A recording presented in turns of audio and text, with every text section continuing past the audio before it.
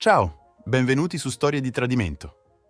Prima di iniziare, sarebbe molto apprezzato se vi iscriveste al mio canale, metteste mi piace al video e lasciaste un commento qui sotto. Questi semplici click significherebbero molto per il futuro di questo canale e ricompenserebbero davvero lo sforzo che metto ogni giorno. Ora, senza ulteriori indugi, iniziamo. Puoi vivere per un lungo periodo con la certezza che la tua vita stia procedendo serena e tranquilla e l'unico inconveniente nella tua vita sia un iPhone lento. Certamente, una moglie affascinante, 2 figli deliziosi e solo prospettive luminose per una felice vecchiaia. Tuttavia, tutto può cambiare all'improvviso, solo una volta, e ti trovi escluso dal corso principale della vita, o improvvisamente ti trovi a camminare su un sentiero completamente diverso, circondato da persone completamente diverse. Sono nato troppo presto e i miei genitori hanno trascorso tutta la mia infanzia cercando di proteggermi dalle tempeste della vita. Uscivo con i ragazzi, sempre sotto la supervisione di uno di loro o di mia nonna. Tornare a casa a orari strani era una catastrofe di proporzioni globali. I ragazzi del quartiere sono sempre psicologi abili, comprendono bene le persone e sanno come reagire. Mi capivano molto bene. Tutti, anche le ragazze, mi facevano sentire terribile. È diventato così grave che avevo paura di uscire di casa. Quando lo facevo, un gruppo di ragazzi mi prendeva in giro e continuava a succedere. Tornavo a casa con tagli e lividi e i miei genitori non sapevano cosa fare.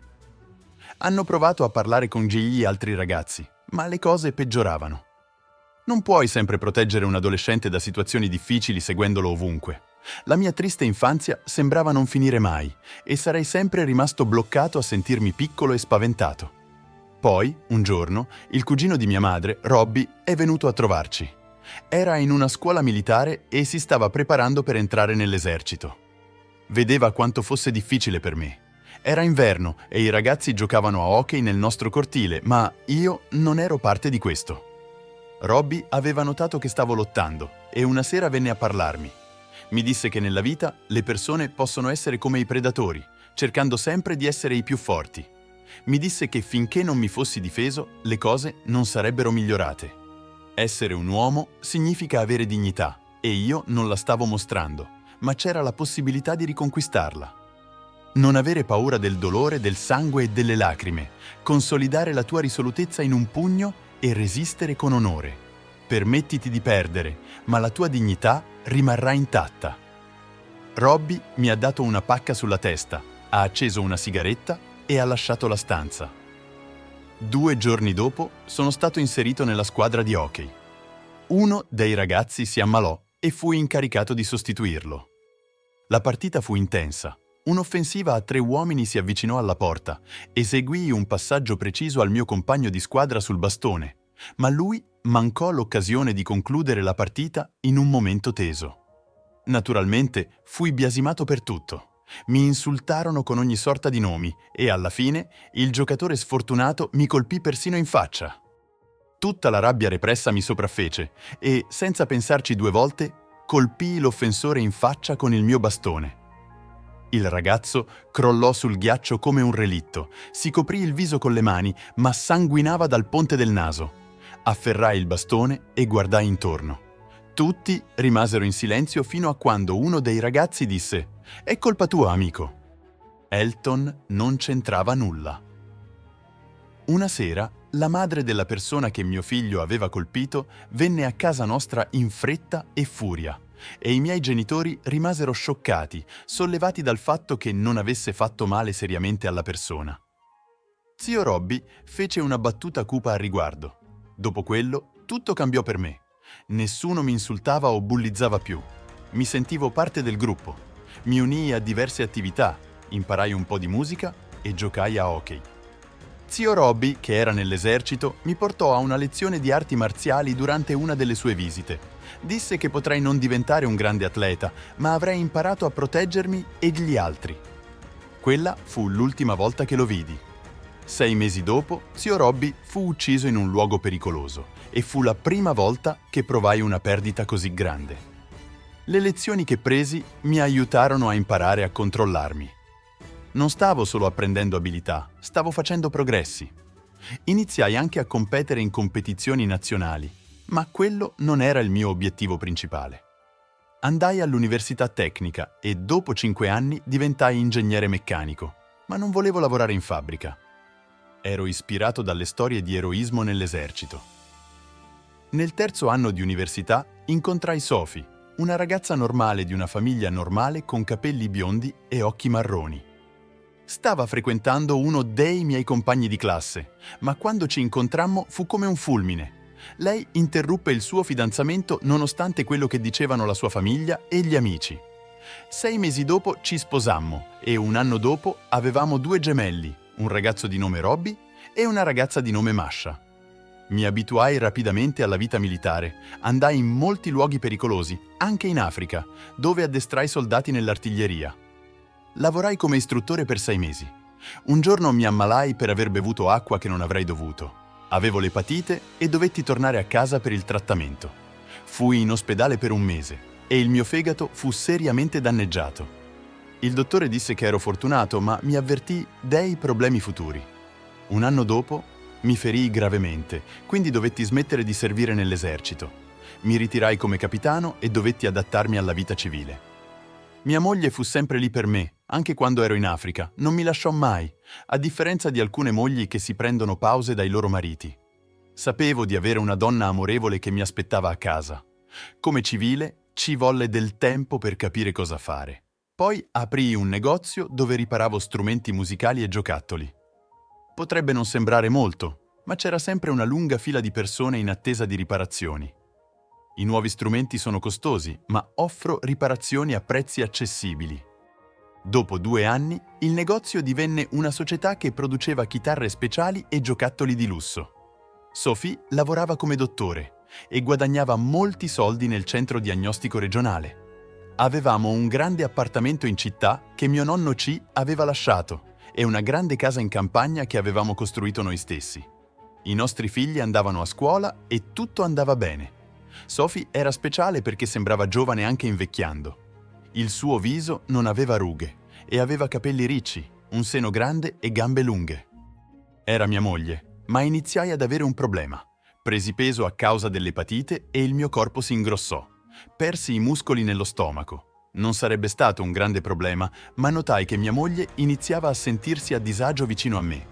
Ci amavamo ancora e trascorrevamo molto tempo insieme al lavoro e in vacanza, ma c'erano feste per il lavoro ultimamente e la gente ne parlava molto. A volte mia moglie andava a queste feste con me e a volte andava da sola. Non mi dispiaceva che si divertisse, ma iniziai a notare sguardi strani dai suoi colleghi. Non prestai molta attenzione a questo, ma inconsciamente diventai ansioso. Qualcosa stava accadendo alle mie spalle, ma cosa fosse non riuscivo ancora a capirlo. Grigor Riff, un noto uomo d'affari della nostra città, aveva iniziato a visitare l'ufficio di mia moglie da qualche tempo.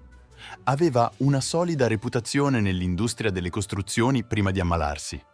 Sophie era una cardiologa e aveva condotto con successo un corso di trattamento, ma l'uomo d'affari si concentrava sulla sua salute e cercava regolarmente di partecipare ai suoi appuntamenti con mazzi di fiori. Un giorno decisi di incontrare Sophie dopo il lavoro e, mentre baciavo mia moglie, dall'angolo dell'occhio notai un uomo d'affari con fiori. Tuttavia, si girò in tempo e passò oltre, fingendo di dirigersi verso qualcuno al centro. Non mi sfuggì che Sophie arrossì profondamente e distolse lo sguardo. Una sera a cena, Sophie mi disse casualmente mentre mi versava il caffè: «Elton, Gregory, sai, sta organizzando una festa e vuole invitarci». «Cosa c'entra con noi?» brontolai, gettando uno sguardo a mia moglie. Ero a conoscenza della sua finora innocente relazione con Ghitri, avevo persino considerato di intervenire nella loro dolce amicizia in un certo punto, ma per il momento decisi di vedere come si sarebbero svolti gli eventi. Mi fidavo di mia moglie, soprattutto perché l'uomo d'affari non era l'unico uomo intorno a Sophie. Non c'è bisogno di essere geloso di ogni uomo intorno a lei. Lui vuole ringraziarmi per il trattamento riuscito. Ci saranno molte persone famose, insieme a musica dal vivo. «Siamo invitati, la festa è venerdì», disse. «Oh, e Sophie, volevo parlarti di Git Riff, sembra che stia cercando di metterti insieme a qualcuno. È come se ti stesse cacciando». Anche da un osservatore esterno si può dire che vuole davvero impressionarti. Non sembra che stia solo giocando? Misi giù la mia tazza di caffè mezza vuota. Elton, non c'è nulla tra di noi. Sì, mi presta un po' di attenzione, ma è tutto, mi assicurò. Bene, ricorda solo che se dovesse succedere qualcosa di più, sarebbe catastrofico per noi. Elton, non ti preoccupare, voglio solo andare alla festa e voglio che tu sia lì con me. Non ho intenzione di flirtare con nessuno. Così, se Sophie arrossì e pensai tra me e me che Gregor potrebbe inseguirti vigorosamente, immagina come potrebbero andare le cose se lo facesse. Osservai attentamente la reazione di Sophie. Dopotutto, siamo adulti, non saremo lì da soli e ci sarà la sicurezza, posso cavarmela da solo. Non essere sconvolto, mi disse mia moglie, accarezzandomi la guancia in modo rassicurante. Alla fine accettai. Sophie mi persuase, ma la mia decisione di partecipare non fu perché cedetti a mia moglie. Volevo risolvere le cose con Sophie e con l'uomo d'affari una volta per tutte. La festa doveva iniziare alle 7 di sera. Sophie si stava truccando davanti allo specchio, sembrava una modella sulla passerella. Il suo abito rosso scuro, quasi bordeaux, era stupendo per non dire altro. Sottolineava con discrezione la figura quasi perfetta di mia moglie, mettendo in mostra precisamente i suoi contorni e le sue curve. Non capivo perché questo mi turbasse, un senso di disagio mi dava fastidio da giorni. Indossai pantaloni neri semplici, una camicia bianca e una giacca di velluto. Pensai a quale scarpa indossare per un po' e decisi per scarpe di cuoio nero con punta a punta. Non erano eleganti, ma pratiche. Sofia mi abbracciò e mi baciò sulle labbra. «Pensi che sto bene?» chiesi tristemente. «Sei stupendo», disse, ma non potevo fare a meno di chiedermi per chi si stesse mettendo in tiro. «Per te, amore mio, solo per te», disse. «Dimentichiamo la festa, passeremo una serata meravigliosa a casa». Mi aggrappavo a una paglia per ritardare quello che sembrava un disastro inevitabile. «Tesoro, abbiamo fatto un accordo», fece il broncio Sophie. «Anche tu stai benissimo, a proposito». Abbracciai mia moglie e lei spostò le mie mani dalle sue spalle e mi guardò con rimprovero. «Elton, mi sciupi il vestito!» Mi resi conto che nella sua mente era già alla festa. Per un attimo credetti di salutare mia moglie per l'ultima volta. La afferrai per il braccio e la accompagnai alla porta. Mentre mi avviavo verso l'auto, riuscii a spegnere l'interruttore della luce con il piede sinistro posizionato appena sopra la mia testa senza cambiare posizione. Le emozioni evaporarono all'istante e ero pronto. Arrivammo quasi puntuali, il cancello era aperto, permettendoci di guidare indisturbati fino all'area parcheggio davanti alla casa. Il parcheggiatore si avvicinò rapidamente, ma non gli affidai il mio veicolo. Invece mi indicò i posti vuoti senza esitazione, scelsi l'ultimo per garantire una facile uscita dal garage se necessario. Operavo puramente per istinto, la mia mente inconscia e la mia formazione militare ancora non completamente sopita mi servivano bene. Diedi al parcheggiatore del denaro e gli chiesi di non bloccare la mia auto, lasciando libero il passaggio. Sophie osservò le mie azioni con stupore e preoccupazione. «Cosa è tutto questo? Sembra che ti stai preparando per qualcosa di terribile». «Ehi, calmati, tutto andrà bene», dissi a mia moglie, ma non ci credevo davvero. Mi limitai a scrollare le spalle. «È solo una piccola precauzione, vedremo come andranno le cose», dissi vagamente. «L'importante è che questa festa non rovini il nostro matrimonio». Il viso di mia moglie impallidì. Sembrava che sapesse che stava per succedere qualcosa di brutto. Ma cosa? «Oh no, sta già andando tutto storto», pensai, ma forse non tutto era ancora perduto. Salimmo i gradini fino all'ingresso principale. Proprio prima di raggiungere la porta, Sophie si girò verso di me. «Elton, divertiamoci oggi, non vogliamo problemi, rilassiamoci e godiamoci la buona compagnia e la buona musica». La porta si aprì e un giovane chiese i nostri cognomi. Gli dissi i nostri nomi, cercò per un po' nella lista degli ospiti prima di dire «Sophie Vir e un ospite». Il suo sguardo si spostò su di me con un leggero scherno. «2 persone, per favore, entrate, signori. Passate una serata deliziosa». Guardai mia moglie, sorpreso da «e un ospite».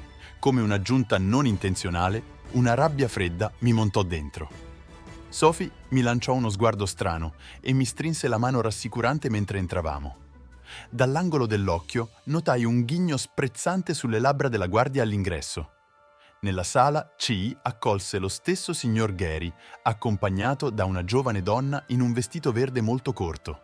I suoi capelli neri tagliati corti incorniciavano elegantemente il suo viso abbronzato e sprigionava un'aura di profumo costoso.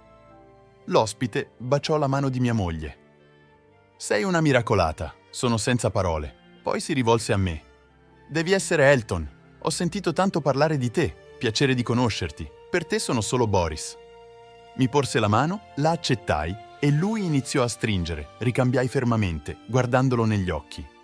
Potevo dire che era a disagio e faceva fatica a nasconderlo.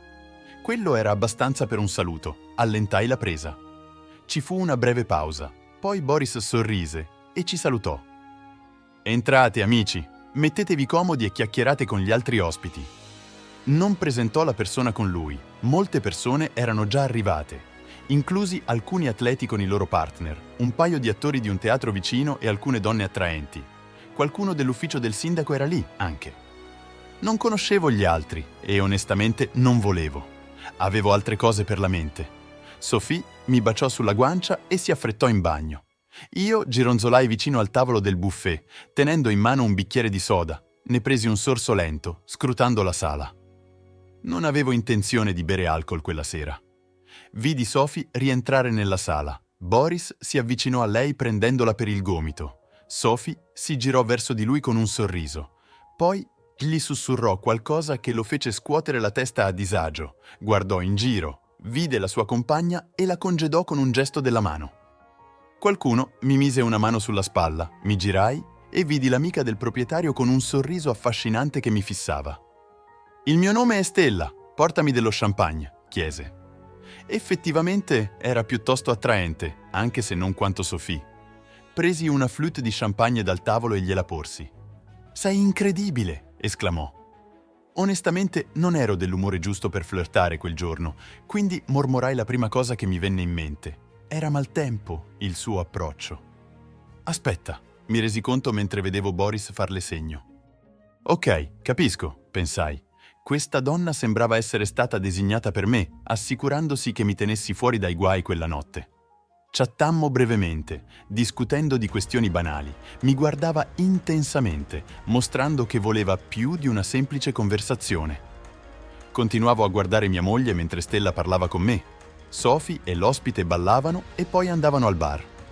Un'altra coppia che non conoscevo si avvicinò a Sophie, che sembrava divertirsi molto. Aveva dimenticato che era venuta con me.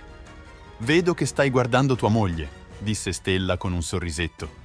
«Non preoccuparti per lei, è impegnata stasera e Boris la terrà occupata. Guarda me, sono qui per te». Non ero sorpreso e guardai solo Stella con uno sguardo freddo e non amichevole. Rabbrividì. Sembrava che non le importasse del romanticismo. Probabilmente non quella notte, pensai mentre si allontanava rapidamente e scompariva. Guardai di nuovo Sophie. Stava ballando stretta a Boris in un ballo lento. Non c'erano molte persone sulla pista da ballo, solo altre due coppie. Una piccola band suonava e c'era un'altra coppia vicina che non conoscevo che stava essendo affettuosa. Mia moglie e l'uomo d'affari si comportavano in modo confidenziale. Lui le sussurrava all'orecchio e lei si appoggiava a lui. Era chiaro che Sophie ci stava veramente mettendo dentro, lasciando che Boris la tenesse stretta e la baciasse apertamente.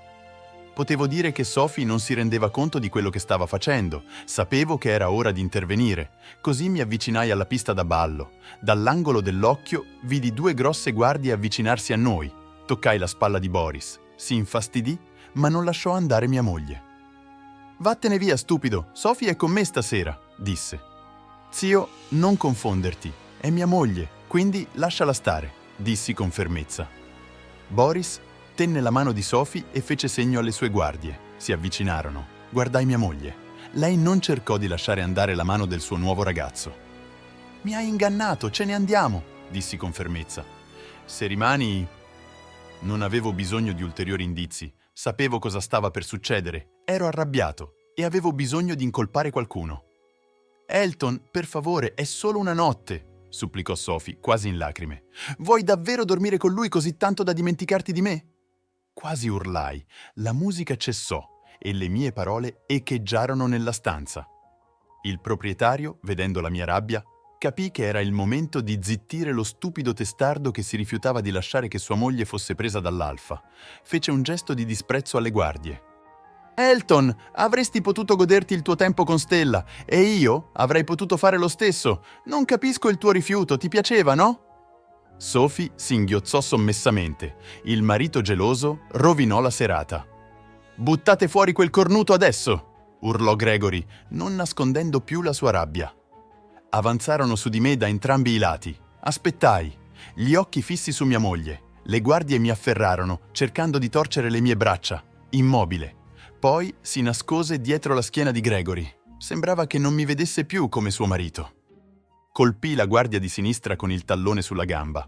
Poi mi girai rapidamente, liberando la mia mano sinistra e colpendo il secondo alla gola con le nocche.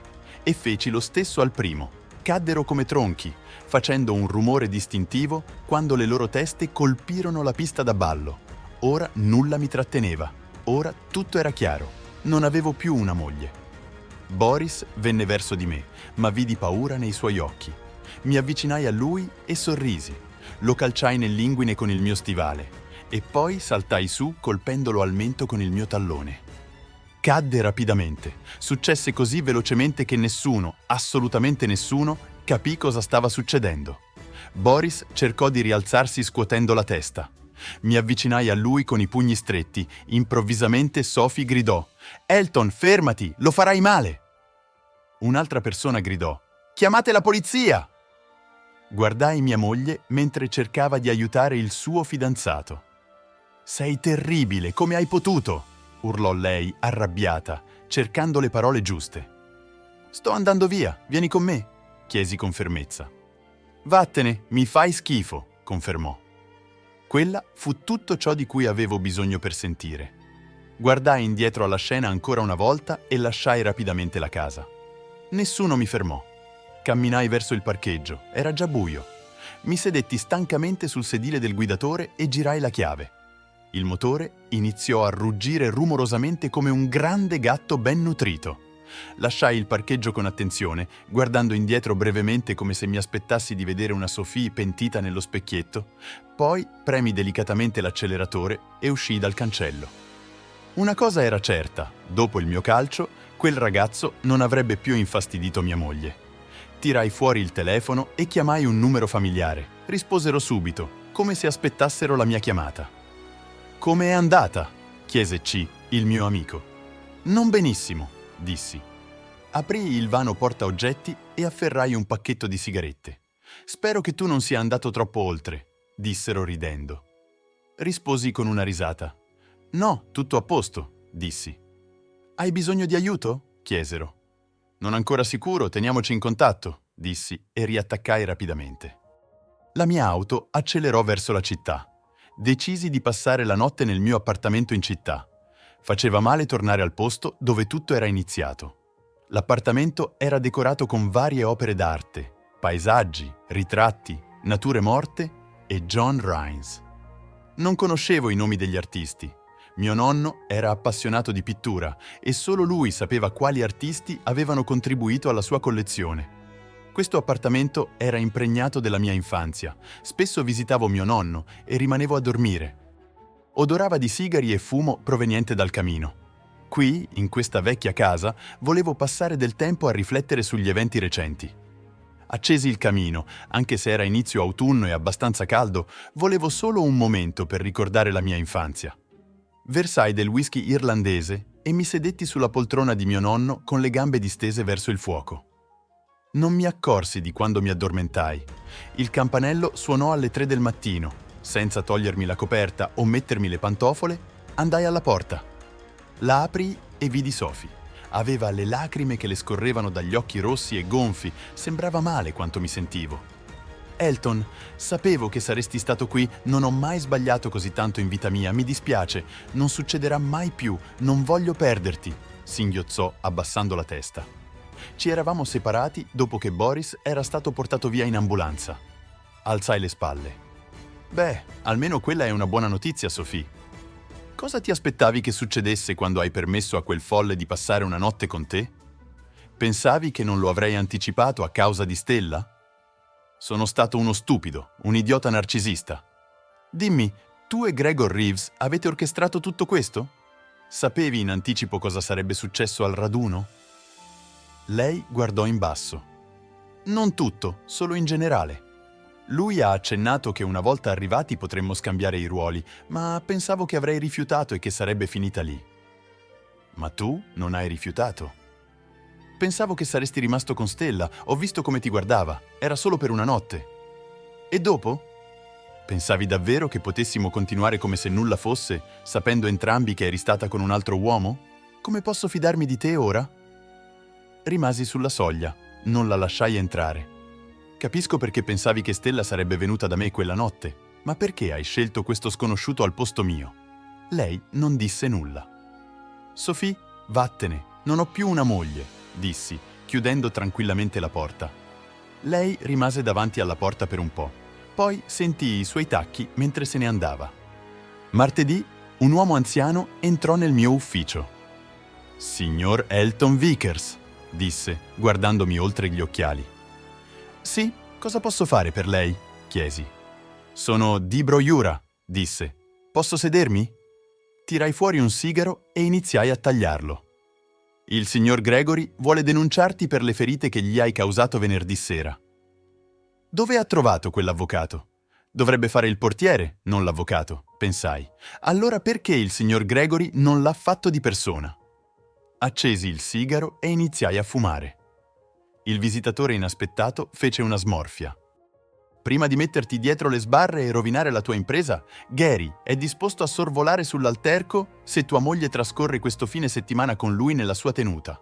L'avvocato arrossì persino a una tale proposta. Anche quell'idiota in abito blu sapeva che nessun uomo sano di mente avrebbe accettato quella proposta. E perché sei venuto da me? Vai da mia ex moglie e negozia con lei, dopotutto, dopo l'ultima festa, è un problema suo. Non è come se il tuo capo mi stesse chiedendo di passare la notte con lui. Strinsi il sigaro tra i denti e mi alzai, indicando che non avevamo altro di cui discutere. L'avvocato si alzò e lasciò il mio ufficio in silenzio. Mi guardai allo specchio con un sigaro in bocca, sentendomi un po' come Schwarzenegger, ma un po' più pesante. Rimasi seduto per un po' in silenzio, poi tirai fuori il telefono. Un giorno dopo, un'auto vecchia si fermò fuori dallo stabilimento dell'uomo d'affari G. Rees. 2 uomini in divisa arancione si avvicinarono al cancello. Emergenza gas, c'è una grossa perdita nella vostra zona, stiamo controllando tutte le proprietà, disse l'uomo più alto al guardiano. Il guardiano parlò al telefono per un po'. L'uomo del gas scese in cantina dove si trovava la caldaia a gas. Uno di loro tirò fuori una piccola lattina dalla tasca. Qui c'è un forte odore di gas. Sembra che ci sia una perdita da qualche parte, commentò l'uomo alto mentre posava la sua valigetta a terra. Senti il gas? Gli uomini del gas iniziarono a esaminare il contatore. Quando avete sostituito l'ultima volta i tubi? Chiese quello più basso. Il guardiano si limitò ad alzare le spalle. Ok, ora chiuderemo la valvola e sistemeremo la perdita, ma dobbiamo anche sostituire l'infrastruttura, informò il padrone di casa che doveva essere fatto subito. L'uomo più basso iniziò a tirar fuori gli attrezzi dalla sua valigia. L'altro, coprendo il tubo con la schiena, avvolse una piccola quantità di corda di innesco speciale attorno ad essa e inserì un detonatore a matita da 3 ore. Poi avvolse attentamente il tutto con nastro catramato. Il più piccolo frugò sotto in silenzio, aprendo la valvola. Ecco fatto, disse, anche se non specificò ulteriormente. Suona l'allarme. Il team afferrò i loro attrezzi e si diresse rapidamente verso l'uscita. Il guardiano chiuse saldamente le porte della cantina. 3 ore dopo, un'esplosione causata da una perdita di gas nella cantina diede inizio a un incendio. Quando arrivarono i soccorritori, l'edificio era quasi completamente bruciato. Fortunatamente non ci furono vittime. Diversi guardiani e il cuoco riportarono ustioni lievi. Il suo magazzino di prodotti finiti era distrutto. A parte la costruzione, il signor G produceva anche mobili su ordinazione per ordini speciali, ma tutto ciò che aveva preparato per inviare ai clienti andò distrutto. L'indagine scoprì che un cortocircuito nei vecchi impianti elettrici aveva causato l'incendio. Per rilassarsi, l'uomo d'affari si precipitò in Thailandia per un massaggio speciale, ma all'aeroporto di Bangkok trovarono pillole nel suo bagaglio. Ora si trova in un centro di detenzione in attesa del suo processo. Non sappiamo ancora cosa gli accadrà. Vivo da solo nel mio appartamento. Sophie continua a cercare di riconciliarsi con me, ma non posso perdonarla. Ricordo ancora le sue parole cattive. Vattene, mi fai schifo. Oh, e ho anche donato dei soldi al Club dei Veterani delle Forze Speciali delle Oche Selvatiche, di cui sono membro da quasi 10 anni, ma non l'ho detto a nessuno. Grazie per aver ascoltato la mia storia. Alla prossima!